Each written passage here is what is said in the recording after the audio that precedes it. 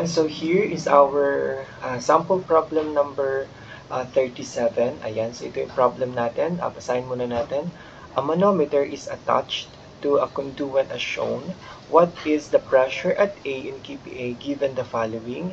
Specific gravity of liquid B is equal to 10, H is 150 mm, and D is 450 mm. Ayan, so pinapahanap sa atin yung pressure dito sa may A. Ayan, so ang gagawin natin dyan is, di ba, pressure is equal to gamma H. So, ang gagawin natin dyan is magsasum up tayo ng mga pressure head. Ayan. So, P is equal to itong unit weight. So, unit weight ng water times SG or the specific gravity ng liquids natin. And then, multiply natin sa pressure head. Ayan. So, start tayo. So, una, ito, starting point natin sa PA. Ayan. So, dito, so, meron tayong liquid dito which is water.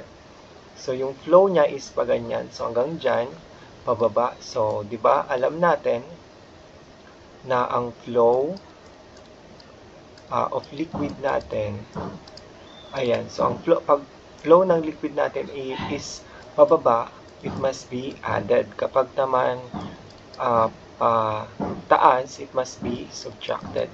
So, itong liquid natin dito sa may, itong water, so, i-add natin ito. So, it must be added. So, PA,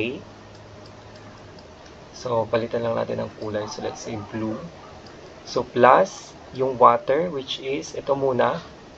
So, lahat, isum up muna natin lahat yung mga pressure head natin. And after yan, so, i-multiply natin sa unit weight ng water, which is, the unit weight ng water is 9.81 kilonewton per cubic meter. So, yan. So, sum up muna natin lahat yung mga pressure head.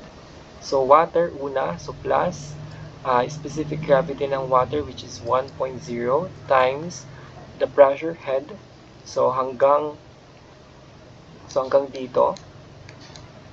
Hanggang dito, so, hanggang dyan. So, 450, ayan, plus 150 is 600 mm. So, di ba, ang 1 meter, so, convert natin, di ba, 1 meter ay equivalent siya sa 1,000 mm.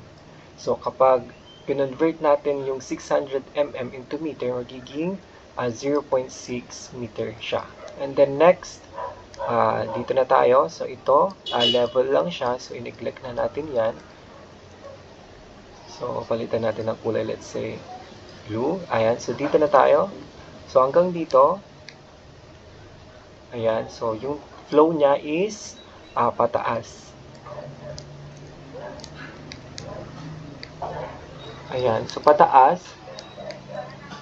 So, meaning, ang gagawin natin dyan is i-subtract natin. So, minus. So, ang liquid B, ang specific gravity niya is 10 times yung pressure head niya is ito. So, 450 mm. So, hanggang dyan lang. So, hanggang dito lang. So, 450 mm, pag kinonvert natin to meter, magiging 0.45 meter. Ayan, so, wala naman ng ibang liquid. So, is equal to 0 na yan. So, ang gawin natin, ayan, so, PA, so, 0.6, so, 0.6 minus 10 times 0.45. So, magiging sagot dyan is negative 3.9 meter is equal to 0. Ayan. So, para makuha yung pressure sa A, ayan. So, i-multiply lang natin dito. Ito, sa unit weight ng water. So, ilipat natin, PA, pressure sa A is equal to unit weight ng water times yung pressure head na nakuha natin, which is 3.9 meter. Ayan. So, unit weight ng water is 9.81 kilonewton per cubic meter. Multiply natin sa pressure head, which is 3.9 meter. Ayan, so makancel ito. Magiging meter squared. Ayan, so ang pressure sa A ay equivalent to, so 3.9 times 9.81, so 38, so 38.259 kilonewton per meter squared. So, KPA, di ba, kilonewton per meter squared ay equivalent lang siya sa KPA. Therefore, yan, so palitan natin. Ito, palitan natin to. So, KPA.